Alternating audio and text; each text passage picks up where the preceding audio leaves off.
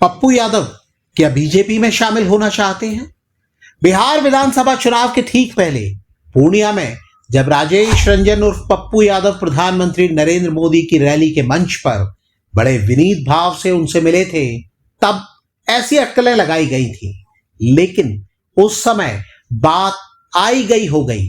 एक बार फिर ऐसा दावा सामने आया है, वो भी बीजेपी हाईकमान यानी टॉप लीडरशिप के बहुत करीबी समझे जाने वाले सांसद निशिकांत दुबे की ओर से।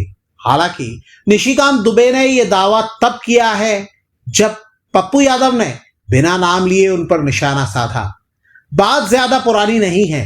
पप्पू यादव ने बिहार बीजेपी के बड़े नेता और बिहार के डिप्टी सीएम सम्राट चौधरी की आलोचना की थी और फिर उसी के ठीक बाद 3 दशक पुराने मामले में उन्हें जेल जाना पड़ा था।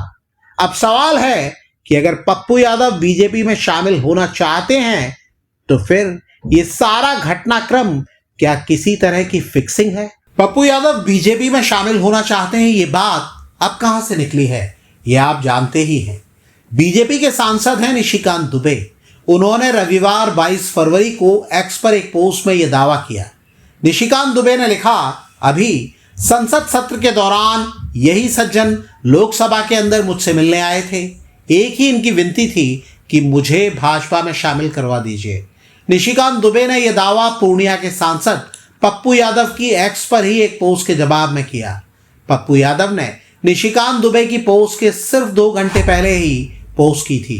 पप्पू यादव ने अपनी पोस्ट में उद्योगपति गौतम अडानी और एक सांसद का जिक्र किया था, लेकिन सांसद का नाम नहीं लिखा था। पप्पू यादव ने एक्स पर अपनी पोस्ट में आरोप लगाया था, देवघर में आज अडानी मंदिर आए थे, फिर वो उद्योगपतियों के एक एजेंट एमपी के यहाँ गए।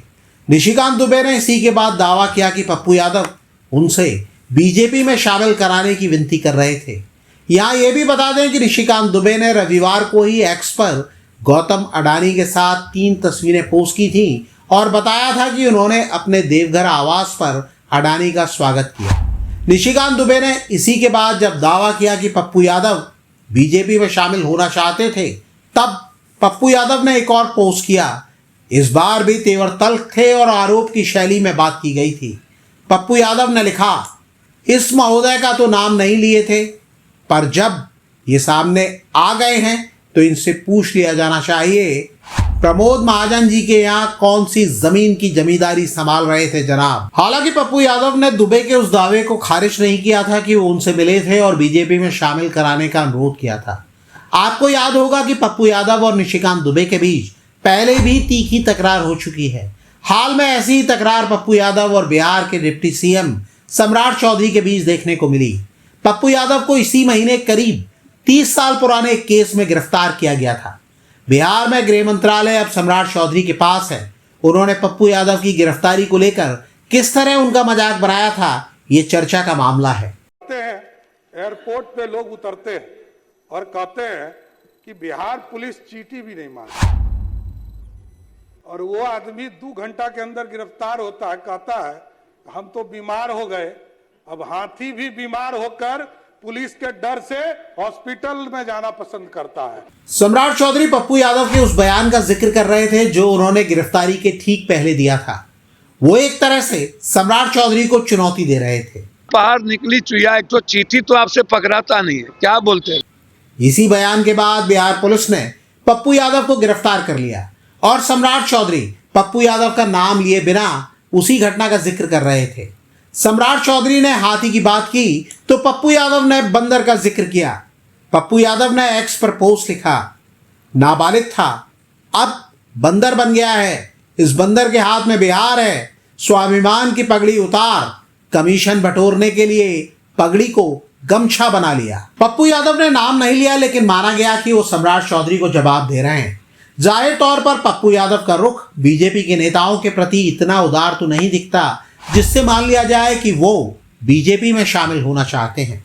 पप्पू यादव 2024 के लोकसभा चुनाव में पूर्णिया से निर्दलीय मैदान में उतरे थे।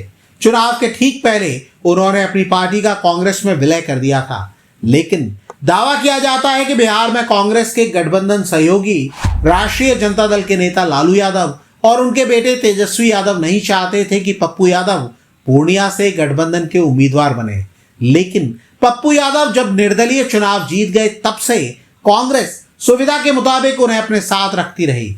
पप्पू यादव भी खुद को राहुल गांधी और प्रियंका गांधी का सिपाही बताते रहे, लेकिन विधानसभा चुनाव के पहले कई मौके ऐसे भी आए जब पप्पू यादव को बिहार के दौरे पर आए राहुल गांधी के मंच और गाड़ी पर नहीं चढ़ने दिया गया।